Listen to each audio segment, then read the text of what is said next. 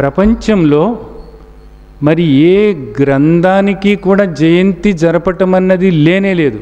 అసలు ఇదెక్కడ ఆశ్చర్యం అండి. మీరు అనేక మంది వ్యక్తులకు జయంతులు వర్ధంతులు ఇవన్నీ కూడా చేస్తూ ఉంటారు. ఒక గ్రంథానికి జయంతి అట. ఇది నిజానికి ఈ మధ్యన వాళ్ళు వీళ్ళు ఏర్పరిచింది కాదు. సాక్షాత్ పరమాత్మ స్వరూపులైనటువంటి వేదవ్యాస మహర్షి శ్రీమద్ భగవద్గీత మనకు అందించినప్పుడు మహర్షులందరూ కూడా ముక్త కంఠంతో శ్రీమద్ భగవద్గీత జయంతి, శ్రీమద్ భగవద్గీత జయంతి అని లోకానికి తెలియజేశారు. శ్రీమద్ భగవద్గీత ఆవిర్భవిస్తుంది. శ్రీమద్ భగవద్గీత వ్యక్త స్వరూపుడైనటువంటి పరమాత్మ యొక్క వ్యక్త స్వరూపం శ్రీమద్ భగవద్గీత ఆవిర్భవిస్తుంది. శ్రీమద్ భగవద్గీత జయంతి అని లోకానికి తెలియజేశారు. ఎందుకు? ఇది సాక్షాత్ పరమాత్మ స్వరూపం కాబట్టి. గీతామే హృదయం పార్థ, ఆయన హృదయం అయ్యా ఇది. జీవుల్లో హృదయానికి ఎంత విలువ ఉందో మీకు తెలుసు. హృదయానికి ఎంత విలువ ఉందో మీకు తెలుసు. ఇది పరమాత్మ యొక్క హృదయము అంటే సాక్షాత్ పరమాత్మే, సాక్షాత్ పరమాత్మే. అంతటి మహత్తరమైనటువంటి గ్రంథం శ్రీమద్ భగవద్గీత.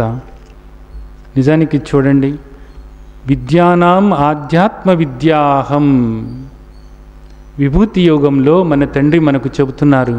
విభూతి యోగంలో మన తండ్రి చెబుతున్నారు. ఇక్కడ రకరకాలైనటువంటి విద్యలు ఉన్నాయి. ఆధ్యాత్మ విద్య, బ్రహ్మ విద్య ఏదైతే ఉందో ఆ బ్రహ్మ విద్య, ఆధ్యాత్మ విద్య నా స్వరూపమే. ఇది బ్రహ్మ విద్య. గీతామే పరమా విద్య బ్రహ్మరూప న సంశయ.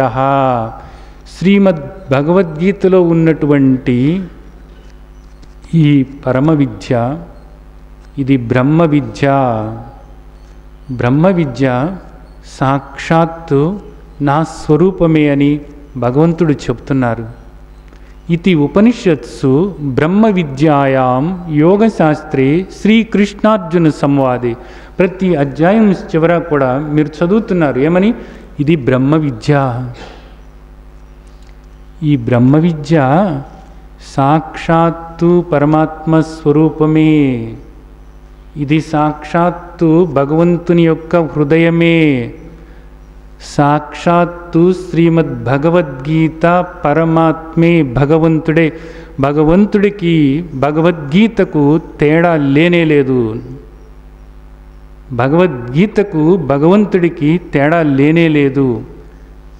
అందుకోసం మహర్షులు శ్రీమద్ భగవద్గీత మనకు అందించినటువంటి రోజు, శ్రీమద్ భగవద్గీత మనకు వ్యాస మహర్షి అందించినటువంటి రోజు, భగవద్గీత ఆవిర్భవించినటువంటి రోజున గీతా జయంతి రోజు, గీతా జయంతి పండుగ రోజు అని చెప్పారు. గీత ఆవిర్భావం అంటే సాక్షాత్ పరమాత్మ తన ఉత్తమ నివాస స్థానం నుండి అలాగా మన ముందు వ్యక్తమై అలా మనకు గోచరించినట్లే అనేటటువంటి ఉద్దేశంతోనే మహర్షులు మనకు గీతా జయంతి అందించారు. ప్రపంచంలో మరి ఏ గ్రంథానికి కూడా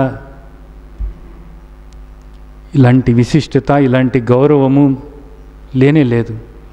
మరి ఏ గ్రంథానికి కూడా ఇంతటి మహోన్నతమైనటువంటి ఈ భక్తి భావన లేనే లేదు.